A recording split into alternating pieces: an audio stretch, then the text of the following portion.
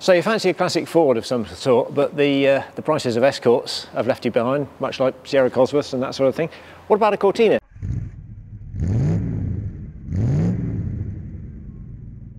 But first, our friends at Lancaster Insurance are running monthly giveaways. You can win all sorts, from experience days to tools, restaurant vouchers and tech. So click the link below at the end of the video to enter their latest competition. The Cortina that's probably survived in the biggest numbers though is the latest one, the last to be made, what we call the Mark V. But what Ford actually called the Cortina 80. It was launched in August 79 just to hold the fort until the Sierra was ready, and it was just a modernised version of the Mark IV really. You got the wrap brand indicators and the aero style grille, you got the bigger rear lights, and the biggest change actually was the different roof, which meant you had a much bigger glass area actually. The suspension was a little bit revised as well. You got a few things like the fatter front anti-roll bar, which made it just a little bit more modern in its handling. But essentially it was the Cortina we all know and love. You had a 1300 crossflow, 1600 crossflow, 1600 Pinto, 2-litre Pinto, and the 2.3 Essex V6. But basically, whichever engine you've got, like so many cars of this age, your biggest issue is going to be the bodywork. Have a look under the bonnet. Start there, why not? Where the inner wing meets the slam panel here is a major area for rot. As you can see, this one's suffered pretty badly. I mean, someone's put a bolt in here to substitute the prop there for the bonnet. So this one's suffered quite badly on the corner here. Gives you a little bit of an indication as to what the rest of it might be like. So just look around the rest of the car. You want to look at the inner arches. And again, the sills, it's always the way, isn't it? The sills need to be solid. These do look surprisingly solid, actually. They've obviously had a bit of underseal over the years. Doors, you know, expect them to rot out a little bit. Arches, of course, a common favourite on anything of this era. Check around the back as well. Check in the boot, the bottom of the boot, because the screen seals can leak both front and rear, so you can expect awful problems when that happens. While you're looking at the seals, check the jacking points as well. Check the battery tray as well while you're under the front, because common Ford thing that, isn't it, battery trays. One of the most crucial things though is that at the base of the A-pillar, so have a look inside at the base of the A-pillar where it meets the floor, and you can just get your hand in behind the carpet or something and just check the quality of it. And again, on the outside at the front of the sill and the rear end of the sill as well, if all that is rusty, you just know you're in for a big restoration job before you even consider the rest of the car. Elsewhere, you want to check the lower rear quarters. You often sort of miss them from standing height, right under here. Easy enough to fix, but again, it's going to need fixing. And the boot lid and the roof itself. So basically, anything on the car that's made of metal, check it. You don't really need a buying guide to tell you the specifics, do you, after you've heard that? But yeah, these cars did rust, and you get some that have survived. They've been kept in a heated garage forever, and they're absolutely sound, and you get others that aren't.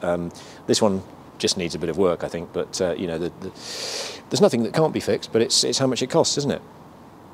Trim parts, Ford is particularly bad at supporting its older cars, and you won't be able to get much to replace the trim, so do make sure that it's all present and correct. In actual fact, the velour tends to survive better than the cloth, but again, it's amazing what you can actually refurbish.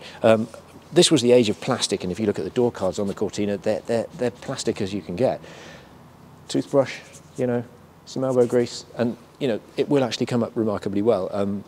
You may not be able to get new ones, but you'd be amazed how well you can salvage the old ones.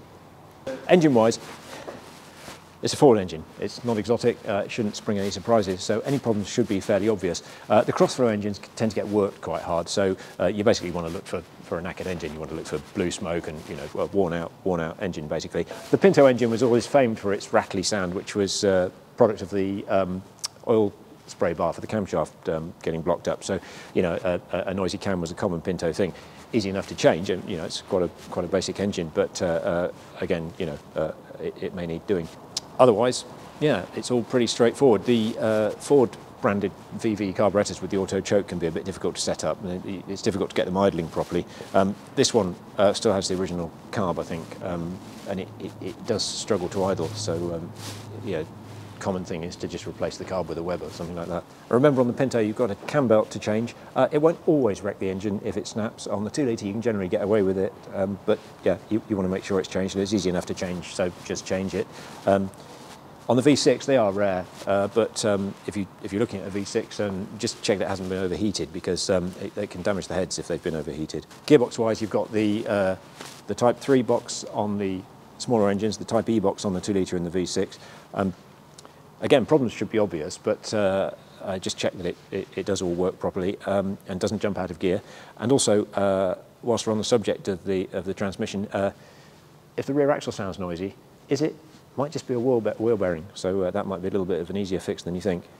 Underneath suspension, you've got the tie rod bushes at the front, which can cause a bit of a clunk when you're braking and going over potholes. At the rear, you've got the infamous Cortina void bushes, which are a real common thing on the Cortina. And the way to check for them, because they do fail frequently, the way to check everything is just can you move the car side to side at the back?